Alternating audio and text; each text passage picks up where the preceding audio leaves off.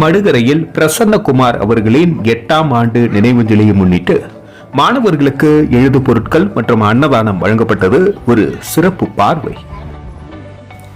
மடுகரை பாண்டுரங்கன் சிவமாலினி அவர்களின் மகன் பிரசன்னகுமார் அவர்களின் 8ஆம் ஆண்டு நினைவு நாளையொட்டி அன்னார் வாழ்ந்து மறைந்த இல்லத்தில் நினைவு தினம் அனுசரிக்கப்பட்டது.